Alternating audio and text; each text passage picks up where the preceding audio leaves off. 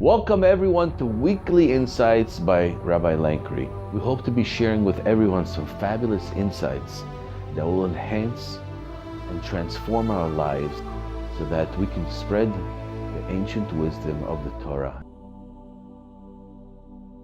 Welcome to Parshas Terumah. In this week's Parsha, we're going to build the tabernacle, the Mishkan, the embassy of Hashem, the place where the divine presence is going to come to rest amongst us. The Midrash tells us a very fascinating story, a parable for us to understand the presence of the Mishkan in our world. There was a king that had an only daughter, and this only daughter had to get married. She gets married. She moves on with the prince, this new prince to some foreign land. The father's feeling very, very saddened that his daughter is not with him anymore. So he says to her, wherever you're going to go and you're going to build your palace, your house of dwelling, I would like to request, and of course on my account, build a special wing so that when I can come, I can partake. Because it's my daughter, I miss you, I love you, and also for the daughter's sake, that she always has an area, oh, that's my father's dwellings, that's my father's chambers. She could always feel at home even when she's away in her new home. So the Mishkan is, well, once upon a time, the dwelling place of the Torah was in the midst of Hashem in the heavens. Then he gave it to us on earth. But Hashem missed it. So he says, build for me a chamber in our world so that Hashem can come and visit us and see how we're interacting with his beautiful daughter, the Torah, which is very profound because it takes the level of the relationship from Hashem to us as we're basically a son-in-law. And the Midrash continues and tells us that when the Jewish people said, Naaseh V'nishmah, we will do, and then we will hear. What came about of that is Hashem said, V'yichu li Terumah, and go take donations and build the Mishkan. Meaning to say that Naaseh V'nishmah was a catalyst that made it the reality that there had to become now a Mishkan, a dwelling place for Hashem. I'd like to explore the connection between Naaseh V'nishmah and the building of the Mishkan based upon the lessons of Rabbi Yochanan Zweig. So the Gemara in Shabbos Peichet Amud Aleph tells us a story with Rava and a Tzeduki. The Tzeduki saw Rava, blood was coming out of his fingers because he was sitting on it while he was so engrossed into the study of Torah. And he said to him, Ama Paziza, you're from this nation that's impatient, that jumps at opportunities. And he just took the Torah and he said, Naaseh V'nishmah, I'll take it and then I'll figure out what it's all about. You should have waited, understood what it had to say, and decided if you're able to accept it.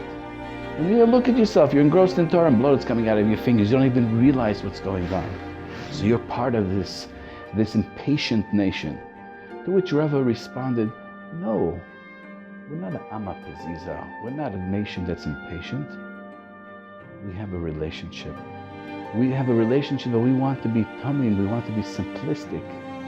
We want to be bishleimusa, we want to be in harmony and peace with Hashem. Because we love him. And therefore, we said, Naaseh V'nishmah. There's an amazing insight, my Rebbe explains, that there's a certain type of security when a person has a relationship, husband and wife, for example, or any type of relationship where you know that the other partner in the relationship has only a vested interest in the growth and the success of this relationship. So they don't really have to ask the details of why and what and how and when and how much and what. You're my wife, I love you. Whatever you decided to do, it's great. I trust you. Very often in relationships, and this is common in young couples, well, here's the scenario. A guy's walking out of the house. Maybe he's going to Marav, maybe he's going shopping, it doesn't really matter. And as he's about to walk out of the house, he says, honey, I'll see you later. And the wife says, well, where are you going and how long are you going for? And he's thinking, 1 second. I only answered those questions to my mother. Hey, you know what? Even my mother, I never answered those questions. She'd ask me, where are you going? How long are you going? Yeah, Ma, I'll see you later. None of your business. Oh, so now I'm in a relationship, I gotta start answering to my wife where I'm going, what am I doing, how long I'm going, what?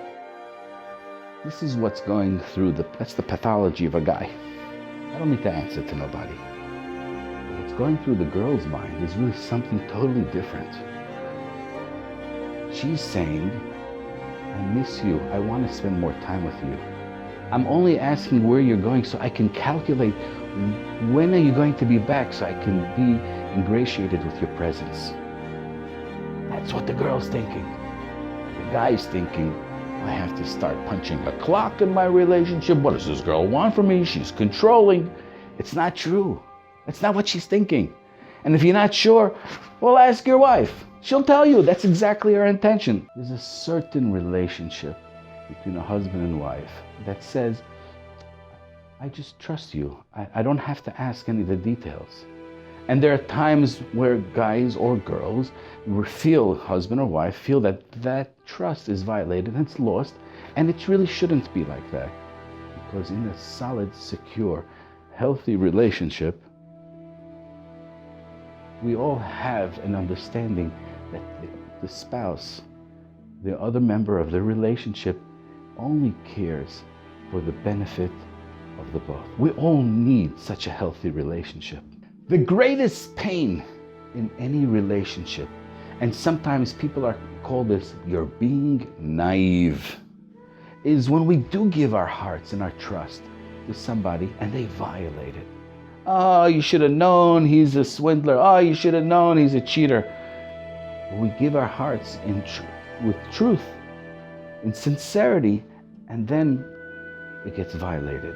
There's no greater pain than when we give over our trust and then it gets devastated. Our hearts get devastated.